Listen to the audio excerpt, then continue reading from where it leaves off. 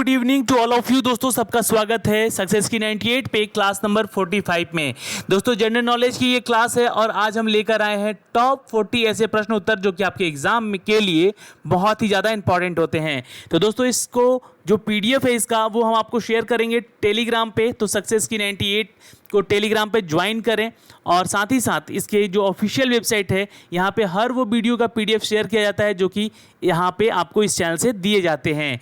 दोस्तों आपको बता दें कि जो भी लोग नए हैं चैनल पे वो प्लीज़ चैनल को सब्सक्राइब कर लें और बेल आइकन को दबा लें ताकि हर वीडियो का नोटिफिकेशन आप तक सबसे पहले हमारे चैनल के माध्यम से जा सके।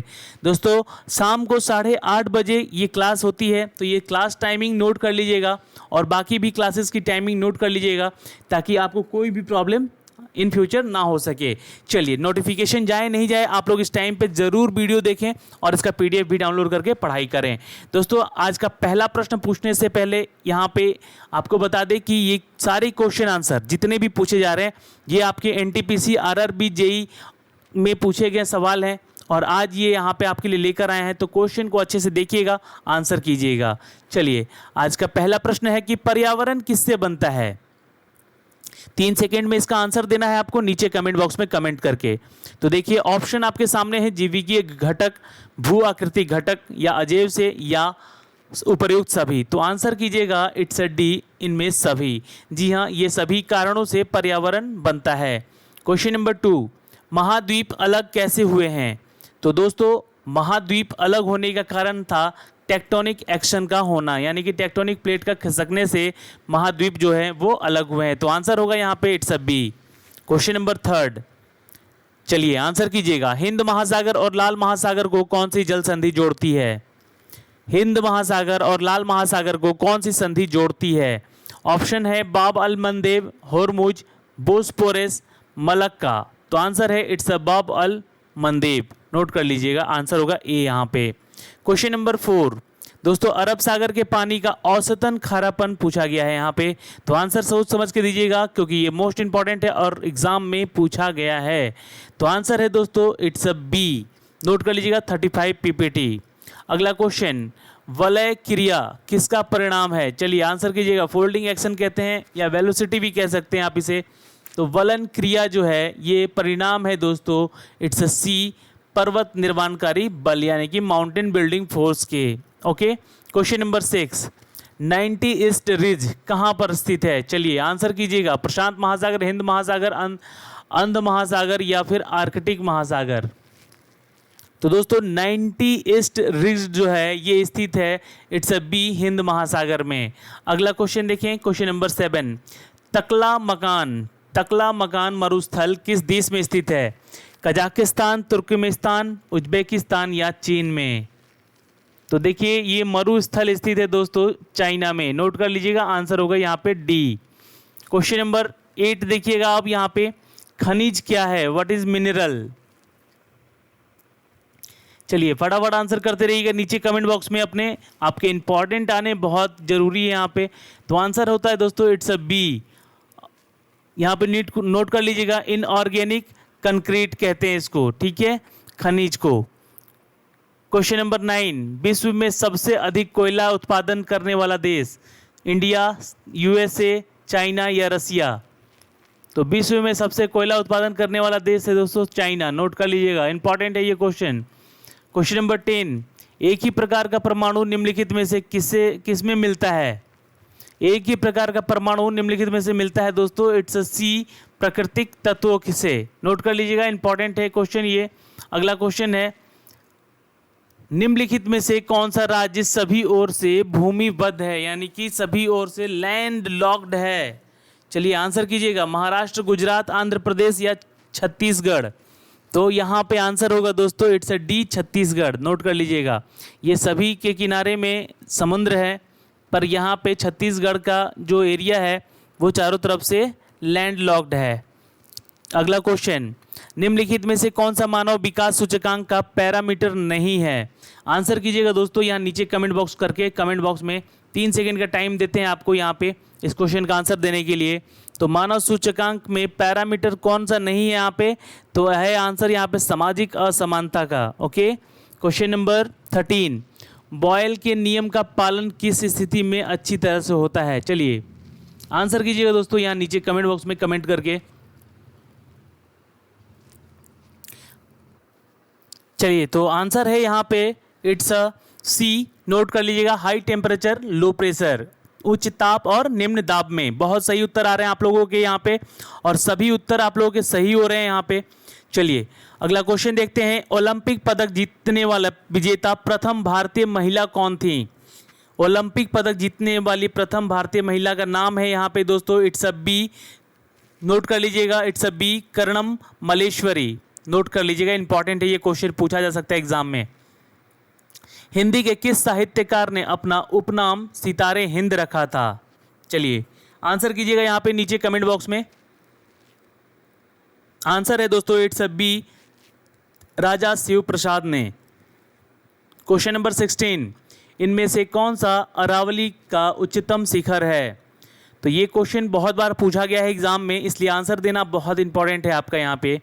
तो इनमें से अरावली का उच्चतम, अरावली पर्वत श्रृंखला कहाँ से कहाँ तक है दोस्तों? तो ये लगभग आपके दिल्ली से लेकर लगभग आपके गुजरात तक है और सबसे ज़्यादा पार्ट इसका राजस्थान में है। आंसर है दोस्तों it's a C, Kumbhalgarh. Note कर लीजिएगा, ये इसका सबसे उच्चतम शिखर है। अगला क्वेश्चन है कि भारत में सबसे प्राचीन पर्वत श्रृंखला का नाम बताना है। तो भारत में सबसे प्राचीन पर्वत श्रृंखला का नाम है दोस्तों इट्स ए अरावली पर्वत। नोट कर लीजिएगा, ये क्वेश्चन पूछा गया है एग्जाम में आपके। क्वेश्चन नंबर 18, पृथ्वीराज विजय का लेखक कौन है? पृथ्वीराज विजय का लेखक कौन है? तो पुस्तक के लेखक का नाम है यहाँ पे it's a C, Jayanaka. Note कर लीजिएगा, जयानक नाम है इनका। अगला क्वेश्चन, क्वेश्चन नंबर 19, इनमें से पेट्रोलियम में किसकी बहुतता है? तो पेट्रोलियम में सबसे ज़्यादा मात्रा में पाया जाता है दोस्तों ब्यूटेन। नोट कर लीजिएगा, आंसर होगा सी। अगला क्वेश्चन, कोणार्क का सूर्य मंदिर किस प्रदेश में है? आंसर कीजिएगा फटाफट, आपके आंसर इंपॉर्टेंट है यहाँ पे आने। और जो भी लोग यहाँ पे क्यूज अटेंड कर रहे हैं उनसे रिक्वेस्ट है कि आउट ऑफ 40 आपने कितना उत्तर कर रहे हैं सही, उसका आंसर आप लोग जरूर नीचे कमेंट बॉक्स में करते रहिएगा। अगला क्वेश्चन है यहाँ पे, कोणार्क का सूर्य मंदिर जो है वो है उड़ीसा में दोस्तों। ये बहुत बार पूछा गया प्रश्न है, इसलिए इंपॉर्टेंट होता है ये। क्वेश्चन नंबर 21 की डिस्कवरी ऑफ इंडिया के लेखक कौन हैं? चलिए आंसर कीजिएगा, बहुत इंपॉर्टेंट पुस्तक है ये। और डिस्कवरी ऑफ इंडिया के लेखक हैं दोस्तों जवाहरलाल नेहरू, पंडित जवाहरलाल नेहरू, जो कि भारत के पहले प्रधानमंत्री रह चुके हैं। अगला क्वेश्चन है कि शिवाजी के अष्टप्रधान सदस्यों में कौन सदस्य विदेशी मामलों की देखरेख करता था? चलिए ये तो बहुत इंपॉर्टेंट है। शिवाजी के अष्टप्रधान सदस्यों में सबसे ज़्यादा जो विदेशी मामलों का देख रेख करता था उनका नाम था दोस्तों सुमंत। ओके, अगला क्वेश्चन देखें, क्वेश्चन नंबर 23, खाने पाने की वस्तुएं को पैक करने के लिए किस धातु की पत्रें बनाई जाती हैं? तो जो आप खाना पैक कराते हैं और पैक करा के आप गर्म खाना रखना चाहते हैं तो उसको किस ऐसे धातु की पत्ती से पैक किया जाता है, उसको क्या कहते हैं? उस पैकेट को, उसके नाम, उस धातु को, तो वो बना होता है दोस्तों एल्युमिनियम का। ओके, अगला क्वेश्चन 24, यहाँ पे आंसर कीजिएगा, निम्नलिखित में से कौन सा कुचालक है? चलिए आंसर कीजिएगा दोस्तों, कुचालक है यानी कि किसका कुचालक है? तो बिजली का यानी कि धारा का कुचालक है, यानी कि उसका अवरोधक है। ये क्वेश्चन पूछा गया है यहाँ पे। अगला आंसर है दोस्तों इट्स अ बी, हीरा। नोट कर लीजिएगा, हीरा जो है यहाँ पे वो कुचालक है।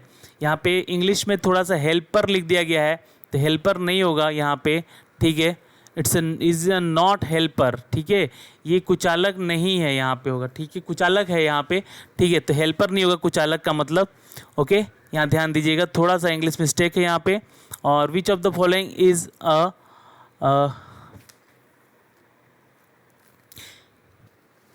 तो दोस्तों ये है यहाँ पे विद्युत रोधी कह सकते हैं इसको यहाँ पे, ठीक है।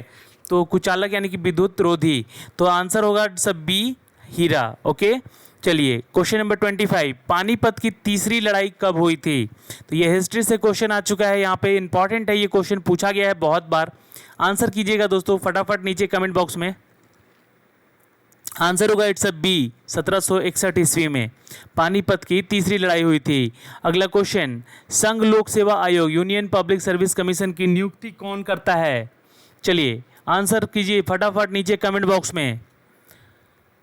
तो यूपीएससी की नियुक्ति करता है दोस्तों राष्ट्रपति। नोट कर लीजिएगा, इंपॉर्टेंट है, क्वेश्चन पूछा जा सकता है एग्जाम में।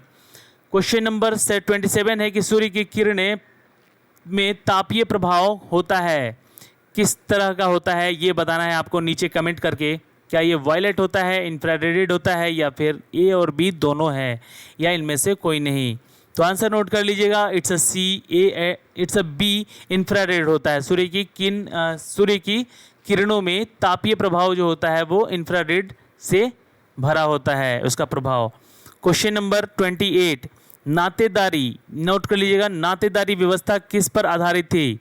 तो नातेदारी जो व्यवस्था थी दोस्तों, नोट कर लीजिएगा, ये उपरयुक्त सभी संबंधों पे आधारित थी, जिसे हम लोग रक्त संबंध भी कहते हैं, ब्लड रिलेशन, मैट्रिनियल रिलेशन यानी कि वैवाहिक संबंध से, या फिर सोशल रिलेशन यानी कि सामाजिक संबंध से। ठीक है। क्वेश्चन नंबर 29, क्वेश्चन है कि इनमें से कौन सी क्रिया गैल्वेनाइजेशन कहलाता है। चलिए आंसर कीजिएगा नीचे कमेंट बॉक्स में कमेंट करके। इसमें से कौन सा एक्शन है जो कि गैल्वेनाइजेशन कहलाता है। तो यहाँ पे आंसर होगा दोस्तों, इट्स अ बी, लोहे पर जिंक की जो परत चढ़ती है उसे हम लोग कहते हैं गैल्वेनाइजेशन। ओके। अगला क्वेश्चन नंबर 30, तारे का रंग किसका सूचक होता है। चलिए, और दोस्तों देखिए, अभी जितने मेरे भाई बंधु यहाँ चैनल पे जुड़ रहे हैं उनसे रिक्वेस्ट है कि सब्सक्राइब कीजिए चैनल को, बेल आइकन दबा के हर वीडियो का नोटिफिकेशन पाने के लिए। ओके। और वीडियो को लाइक कर दीजिएगा अगर वीडियो अच्छा लग रहा है, क्वेश्चन सारे अच्छे हैं यहाँ पे तो। ठीक है। आंसर है यहाँ पे इट्स सी, नोट कर लीजिएगा, उसके ताप का। ओके। अगला क्वेश्चन देखते हैं, क्वेश्चन नंबर 31 की पीटी ऊषा की आत्मकथा का नाम क्या है। तो पीटी ऊषा जो है एक ओलंपिक खिलाड़ी रह चुकी हैं भारत की तरफ से, और एक बहुत तेज़ धावक भी रह चुकी हैं। तो पीटी ऊषा का जो आत्मकथा है दोस्तों वो है गोल्डन गर्ल के नाम से। ओके। क्वेश्चन नंबर 32, माचिस की तिल्ली पर किसका मसाला होता है। तो ये होता है दोस्तों, नोट कर लीजिएगा, इट्स ए फास्फोरस। नोट कर लीजिएगा, फास्फोरस का मसाला लगा होता है तिल्लियों पे माचिस के। क्वेश्चन नंबर 33, नोट कर लीजिएगा दोस्तों, इंपॉर्टेंट है कि कार्बन का अधिकतम प्रतिशत किस में होता है। तो कार्बन का सबसे अधिक प्रतिशत होता है दोस्तों, इट्स सी, एंथेसाइट का। ओके। चलिए क्वेश्चन नंबर 34 का आंसर कीजिएगा। अब यहाँ पे कनक ते 100 गुनी मादकता अधिकाय, ये जो ब्यौरा है, ये जो एक लाइन कही गई है, कनक कनक ते 100 गुनी मदकता अधिकाय, ये खाए बरौत है वे पाए बराए। तो ये एक दोहा है, और दोहे के जो में कनक शब्द है उसका दूसरा अर्थ क्या है ये पूछा गया है एग्ज़ाम में आपके। तो ये आंसर होगा, कनक का दूसरा जो पर्यायवाची शब्द है वो होगा धतूरा। ठीक है। चलिए क्वेश्चन नंबर 35, निम्नलिखित में से किन्हें मनमथ के नाम से भी जाना जाता है। तो इनमें से जाना जाता है दोस्तों, इट्स सी, कामदेव को मनमथ के नाम से भी जाना जाता है। क्वेश्चन नंबर 36 का आंसर कीजिएगा, ग्रीन हाउस इफेक्ट के लिए इनमें से कौन से गैस प्रभावी हैं। तो ग्रीन हाउस इफेक्ट के लिए इनमें से जो प्रभावी गैस है उसका नाम है carbon dioxide. Okay. Question number 37, स्वतंत्र भारत के प्रथम भारतीय गवर्नर जनरल कौन थे। चलिए आंसर कीजिएगा, बहुत महत्वपूर्ण प्रश्न है, और ये जो यहाँ पे क्वेश्चन आया है कि स्वतंत्र भारत से रिलेटेड है, और प्रथम भारतीय गवर्नर जनरल हैं, उनका नाम है it's B, Chakravarti Rajagopalachari. Note कर लीजिएगा, सी गोपालाचारी के नाम से जाने जाते हैं ये। ऋतु संहार के रचयिता कौन है। तो ये देखिए पुस्तकों से रिलेटेड क्वेश्चन, ये दूसरा आ चुका है यहाँ पे अब। तो ऋतु संहार के रचयिता हैं दोस्तों, इट्स डी, अश्वघोष। नोट कर लीजिएगा, अश्वघोष। अगला क्वेश्चन है यहाँ पे कि ऊर्जा का स्रोत, जी हाँ, ऊर्जा का स्रोत किसके अधिकतम प्रभावी है। तो आंसर है दोस्तों, इट्स डी, सन के, यानी कि सूर्य के। अगला क्वेश्चन देखें, पृथ्वी को कौन सी परत सूर्य की अल्ट्रावायलेट किरणों से बचाती है। चलिए, तो आंसर है यहाँ पे, नोट कर लीजिएगा दोस्तों, इट्स ए, नोट कर लीजिएगा, ओजोन परतों से। चलिए, तो आज के इस पूरे सिनारियो में जितने क्वेश्चन आंसर आपको दिए गए हैं ये सभी के सभी इंपॉर्टेंट होते हैं, और आपने यहाँ पे कितने उत्तर सही किए हैं इन 40 प्रश्नों में वो भी आप कमेंट करके ज़रूर बताएंगे। और दोस्तों वीडियो आपको अच्छा लगा हो तो लाइक कीजिएगा और इस वीडियो को शेयर कीजिएगा ताकि उन दोस्तों तक ये सारे क्वेश्चन आंसर जा सके जो कि दूर दराज के गांव में बैठ के अपनी तैयारी कर रहे हैं। तो क्वेश्चन का सिनारियो थोड़ा सा आज लेवल हाई था, बट कोई दिक्कत नहीं है। कितने सही उत्तर किए हैं 40 में आपने, वो ज़रूर बताइएगा। चलिए दोस्तों, आज के लिए इस सिनारियो में इतना ही। हमारे साथ बने रहें, इसका बहुत बहुत धन्यवाद। Take care.